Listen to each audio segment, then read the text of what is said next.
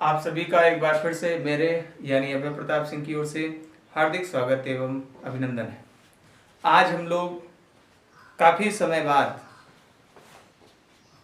मेरे लिए तो समय बाद ही है, कुछ दिनों बाद ज़्यादा उचित पड़ेगा, कक्षा 10 के टॉपिक प्रकाश का परावर्तन शुरू करने का मौका मिल रहा है।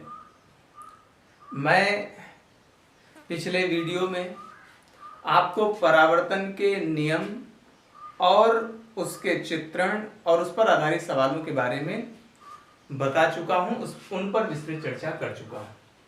आज हम लोग परावर्तन पर आधारित एक विशेष उपकरण है जिसे कहा जाता है दर्पण। यह दर्पण कैसा होता है, कितने प्रकार का होता है, उनके भेद क्या हैं, विभेद क्या हैं, उनके गुण क्या हैं, इसी के बारे में अब हमें पढ़ना शुरू करना है ना। तो सबसे पहले हेडिंग लिखिएगा दर्पण, मिरर, है ना। दर्पण क्या होता है? दर्पण में करना क्या रहता है? उसमें कांच की एक प्लेट रहती है ना। कांच की एक प्लेट रहती है और उस प्लेट के एक साइड पॉलिश कर दें तो वह बन जाता है दर्पण। जैसे आप लोग जो रखते हैं, मतलब चेहरा देखने के लिए जो दर्पण रखते हैं, देखा होगा कि उसमें एक कांच की प्लेट रहती है, पीछे हरे रंग की या लाल रंग की पॉलिश रहती है कि नहीं। तो पॉलिश करने से पहले वह कांच की प्लेट थी, पॉलिश कर देने से उसी प्लेट का नाम दर्पण हो गया है। तो क्या परिभाषा बना सकते हैं, क्या लिख सकते हैं? ध्यान से देखिए, बाद में नोट कर लीजिएगा। कांच की प्लेट के एक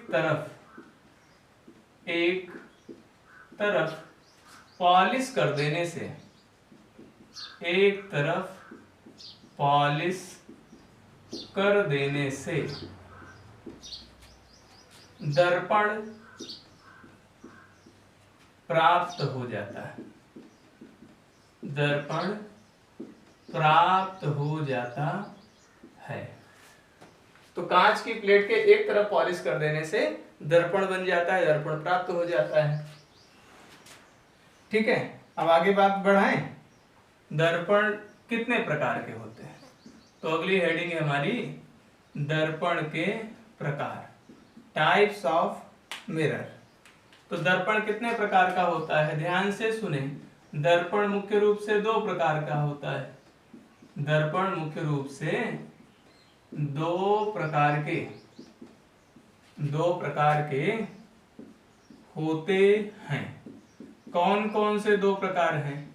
वो कैसे बन गए प्रकार? तो कांच की प्लेट कैसी होती है उसी के आधार पर तय होगा कि कांच की प्लेट हमारी जिस टाइप की होगी, दर्पण उसी टाइप का बनेगा। तो इस आधार पर कांच की प्लेट दो मॉडल से मुख्य तौर पर ली जाती है, समतल प्लेट। और समतल प्लेट लेते हैं तो बनता है समतल दर्पण, और गोला लेते हैं, कांच का खोखला गोला लेते हैं तो उससे बनता है गोलीय दर्पण। तो दर्पण मुख्य रूप से कितने प्रकार का? दो प्रकार का। एक समतल दर्पण जिसको हम लोग प्लेन मिरर बोलते हैं, है ना, और गोलीय दर्पण स्फेरिकल मिरर, है ना। ये दो दर्पण है, गोलीय दर्पण और समतल दर्पण। समतल दर्पण सबसे पहला हमारा मुख्य बिंदु दिखाई देता है यहाँ पर, दर्पण का पहला मॉडल भी है। तो हमारी हेडिंग हो गई समतल दर्पण। परिभाषा इसकी लिखें। जब कांच की समतल प्लेट, कांच की कैसी प्लेट? समतल प्लेट के एक तरफ,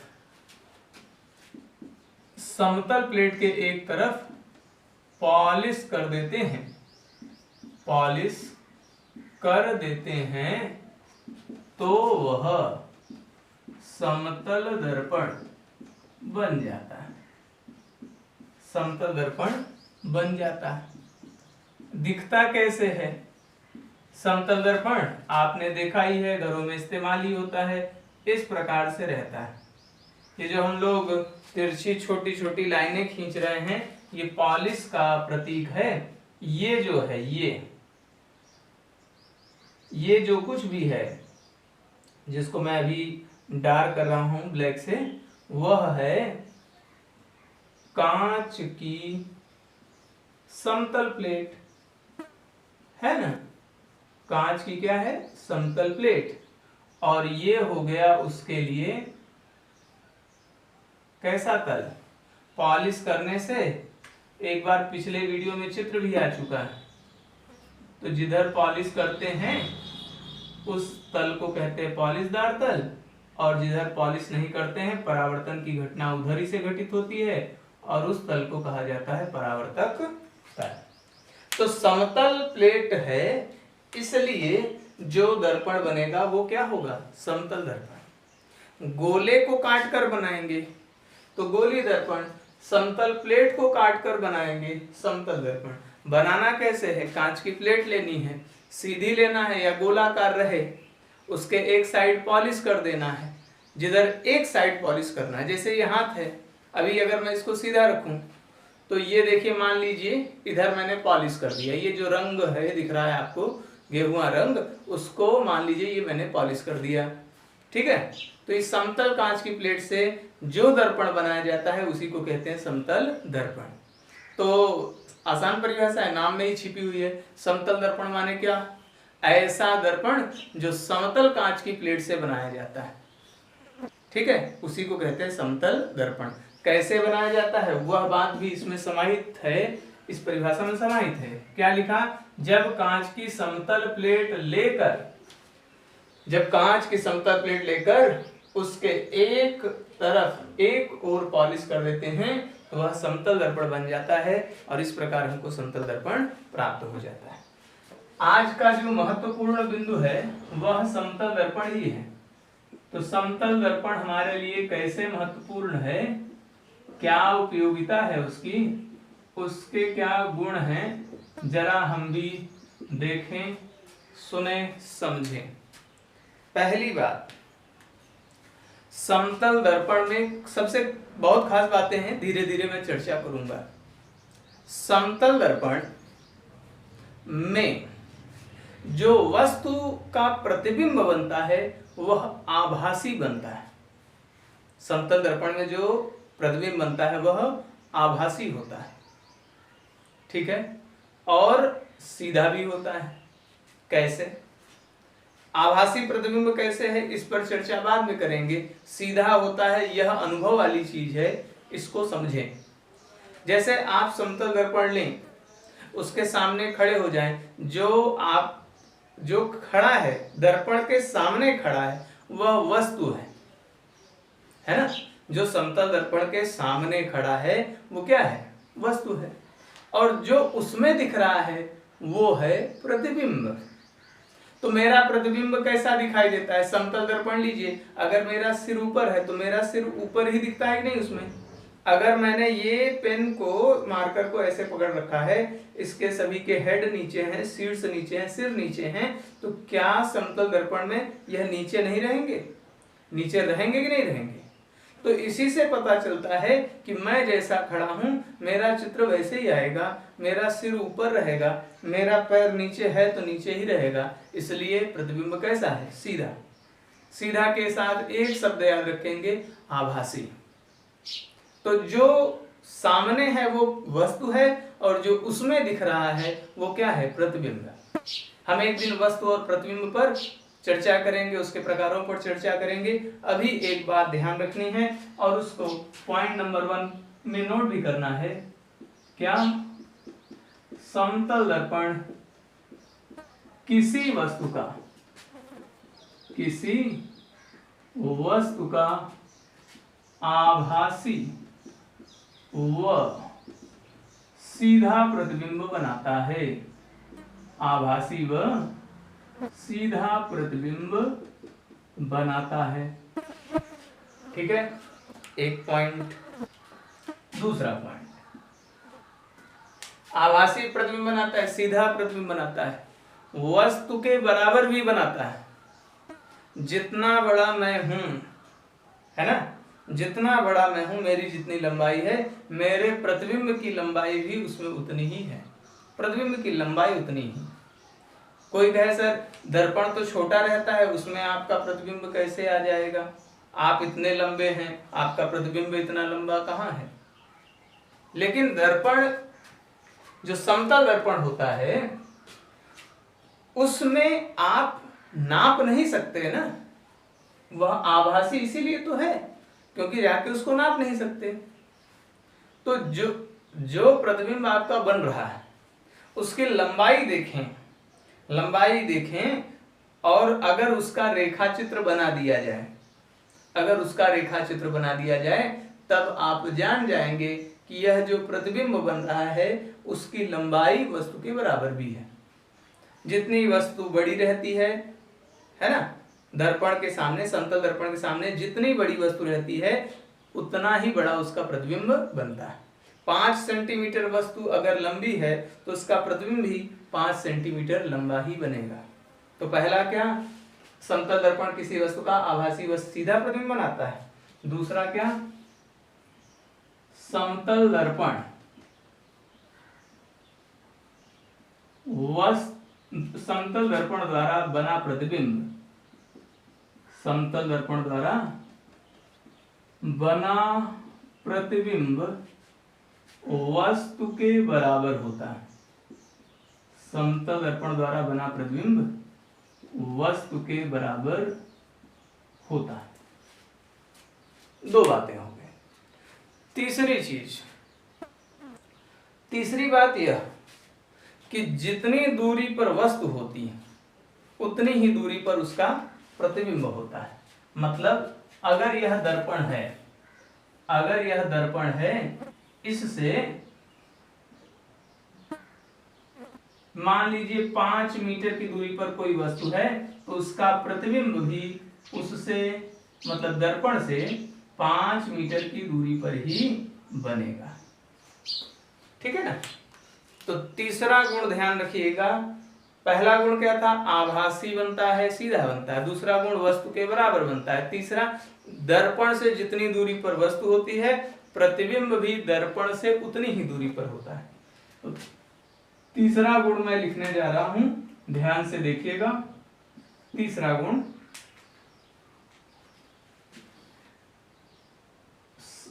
कोई वस्तु समतल दर्पण से, कोई वस्तु समतल दर्पण से जितनी दूरी पर होती है, जितनी दूरी पर होती है, उसका प्रतिबिंब भी, उसका प्रतिबिंब भी दर्पण से उतनी ही दूरी पर बनता है, उतनी ही दूरी पर बनता है।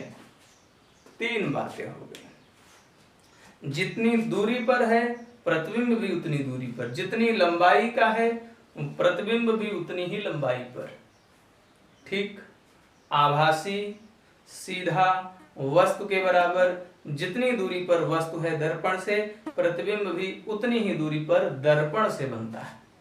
चौथी बात, चौथी बात सुनिए। अच्छा, आपने गौर किया होगा, अगर मैं आपकी तरफ देख रहा हूं तो मेरा प्रतिबिंब किधर की ओर देखेगा? अगर दर्पण रख लिया जाए ऐसे, सोचिए कि आपके सामने है, मेरे सामने है, मैं अगर उत्तर दिशा में देख रहा हूं, मेरा प्रतिबिंब किधर देखेगा? क्या वह भी उत्तर देखता है? मेरा प्रतिबिंब किधर देखता है? मैं प्रतिबिंब को देखता हूं, प्रतिबिंब मुझे देखता है। अगर मैं उत्तर की ओर देख रहा हूं तो प्रतिबिंब मुझे किधर देख रहा है? दक्षिण की ओर, है कि नहीं? अगर मैं उत्तर की ओर देखूं तो मेरा प्रतिबिंब दक्षिण की ओर देखता है। तो ऐसे प्रतिबिंब को कहा जाता है पार्श्विक प्रतिबिंब। ऐसे प्रतिबिंब को कहा जाता है पार्श्विक प्रतिबिंब। इनकी खास बात क्या होती है? ये वस्तु की दिशा से 180 अंश घूम कर बनते हैं। तो लिखेंगे समतल दर्पण, समतल दर्पण द्वारा कैसा प्रतिबिंब बनता है? एक शब्द और आ गया, पार्श्विक प्रतिबिंब बनता है। पार्श्विक प्रतिबिंब बनता है। क्यों? क्योंकि यह प्रतिबिंब वस्तु की दिशा से, पार्श्विक प्रतिबिंब की खास बात है, क्योंकि यह प्रतिबिंब वस्तु की दिशा से 180 अंश घूमकर बनता है ना? सभी चीजें अनुभव की हैं, है ना? 180 अंश घूमकर बनता है। 4 बातें हो गई, जरा 5वीं बात सुनी और समझी जाए। 5वीं बात आपको मैं समझाऊं, एक छोटी सी बात है, समय के साथ वह बात आगे आने वाली है, लेकिन जानना अभी जरूरी है। क्योंकि समतल दर्पण का गुण पढ़ रहे हैं तो सभी गुणों पर चर्चा हो जाए। तो मैं आज एक नाम ले रहा हूं, बाद में उसकी परिभाषा, सूत्र सब आ जाएगा। एक शब्द होता है आवर्धन क्षमता, जिसको m से प्रदर्शित करते हैं। शब्द का नाम क्या है? आवर्धन क्षमता। आवर्धन क्षमता का हिंदी मायने मतलब केवल बढ़ा हुआ स्वरूप। यहां मतलब होता है वस्तु तो छोटा बड़ा कर नहीं सकता, दर्पण क्या वस्तु को छोटा कर देगा? वस्तु तो जितना बड़ा मैं हूं, मुझे छोटा बड़ा नहीं कर सकता, हाँ मेरे प्रतिबिंब को छोटा बड़ा कर सकता है। तो छोटा बड़ा करने की जो क्षमता है, किसको? प्रतिबिंब को। तो प्रतिबिंब को छोटा बड़ा करने की जो क्षमता है वो कहलाती है आवर्धन क्षमता। परिभाषा क्या है? इसकी परिभाषा है, आगे आने वाले दिनों में लिखवाएंगे व्यवस्थित तरीके से। प्रतिबिंब, आई माने क्या? आई माने यहां समझिए इमेज, ओ माने क्या? ऑब्जेक्ट। तो इमेज की लंबाई बटे ऑब्जेक्ट की लंबाई, है ना? प्रतिबिंब की लंबाई तथा वस्तु की लंबाई। ध्यान रखिए, उस समय आए तो आप शब्द से ही जान जाइएगा कि यही इसकी परिभाषा होने वाली है। तो क्या परिभाषा है? प्रतिबिंब, इमेज की लंबाई, प्रतिबिंब की लंबाई तथा वस्तु की लंबाई के अनुपात को आवर्धन क्षमता कहते हैं। प्रतिबिंब की लंबाई तथा वस्तु की लंबाई के अनुपात को, तो प्रतिबिंब की लंबाई बटे वस्तु की लंबाई। अच्छा ये सोचिए, अगर हमारा दर्पण क्या है? समतल दर्पण, वस्तु 5 सेंटीमीटर लंबी हो तो प्रतिबिंब कितनी सेंटीमीटर लंबा होता है? 5 सेंटीमीटर। कैसे जान गए? लिखा है समतल दर्पण द्वारा बना प्रतिबिंब वस्तु के बराबर होता है। अगर वस्तु 5 होगी तो उसका प्रतिबिंब भी कितनी लंबाई का होगा? 5 सेंटीमीटर की लंबाई का होगा। अगर वस्तु 15 सेंटीमीटर लंबी हो जाए तो प्रतिबिंब भी 15 सेंटीमीटर लंबा हो जाने वाला है। इसका मतलब हम चाहे जितना कर दें, वस्तु जितनी बड़ी होगी प्रतिबिंब उतना ही बड़ा होने वाला है। यह हमेशा ही कट जाने वाला है, क्योंकि दोनों में कोई भेद नहीं, कटेगा और हमेशा क्या आएगा? 1। और इसने हमको याद रखने योग्य एक पॉइंट दे दिया, क्या? समतल दर्पण की आवर्धन क्षमता, समतल दर्पण की आवर्धन क्षमता 1 होती है। आवर्धन क्षमता 1 होती है। क्यों 1 होती है? क्योंकि यह प्रतिबिंब की लंबाई और वस्तु की लंबाई में भेद नहीं करता। भेद नहीं करेगा तो दोनों बराबर हो जाएंगे। बराबर हो जाने से आवर्धन क्षमता, जो कि इन दोनों का अनुपात होती है, दोनों ही बराबर है, इसलिए दोनों एक दूसरे को निरस्त कर देंगे और फाइनल उत्तर क्या आ जाएगा? 1। याद रखना है। कैसे आया मैंने आपको बता दिया, ठीक है ना? चलिए एक बात और, अभी हम लोग दर्पण से शुरू किया आज कि दर्पण क्या है? कांच की प्लेट के एक तरफ पॉलिश कर दें तो दर्पण बन जाएगा। समतल दर्पण, गोली दर्पण, इसके मुख्य 2 भेद हैं। समतल दर्पण में कांच की समतल प्लेट लेते हैं और उसी के गुण पढ़ रहे हैं। क्या? यह किसी वस्तु का आभासी सीधा प्रतिबिंब बनाता है, वस्तु के बराबर प्रतिबिंब बनाता है। समतल दर्पण से जितनी दूरी पर वस्तु होती है, दर्पण से उतनी ही दूरी पर प्रतिबिंब बनता है। समतल दर्पण जो प्रतिबिंब बनाता है वो 180 अंश घुमाकर बनाता है, इसलिए उसके द्वारा बने प्रतिबिंब को पार्श्विक प्रतिबिंब कहते हैं। क्योंकि यह वस्तु की लंबाई और प्रतिबिंब की लंबाई भेद नहीं करता, इसलिए इनकी लंबाइयों में अनुपात, प्रतिबिंब की लंबाई तथा वस्तु की लंबाइयों में अनुपात, जिसे आवर्धन क्षमता कहते हैं, उसका मान सदैव एक होता है, सदैव एक होता है। ठीक है, 5 बिंदु हो चुके हैं। अब आप लोग इस जगह वीडियो पॉज करेंगे और सब कुछ लिख लेंगे। ठीक है, बोर्ड पर इतनी ही जगह है, तो मैं अब इसे हटाने वाला हूं और यह देखिए मैंने इसे हटा दिया। 5 पॉइंट हो चुके हैं, 1 पॉइंट यहां और बढ़ाया जा सकता है। और क्या गुण है इसके पास?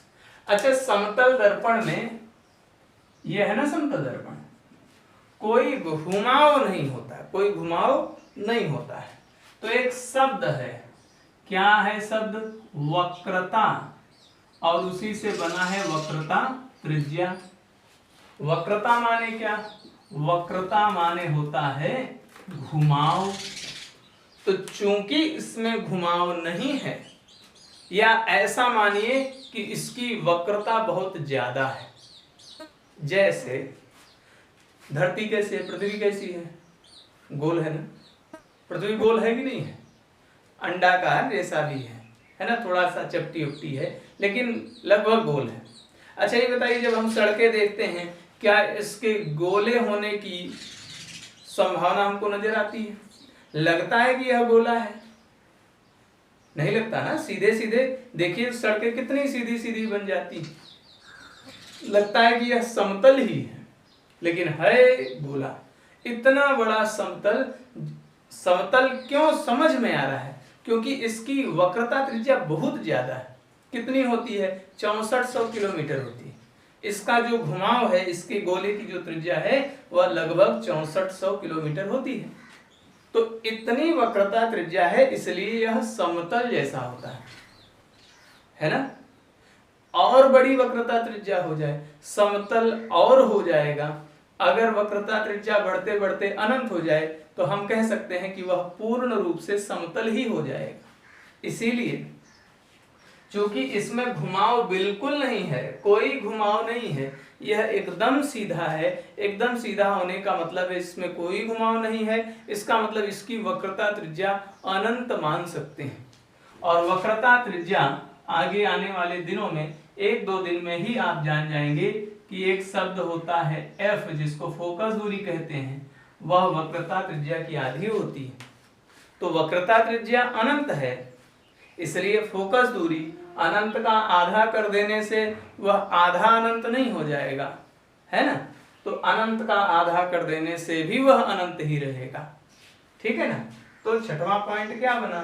समतल दर्पण की वक्रता त्रिज्या, समतल दर्पण की वक्रता त्रिज्या व फोकस दूरी, वक्रता त्रिज्या व फोकस दूरी अनंत होती है, अनंत होती है।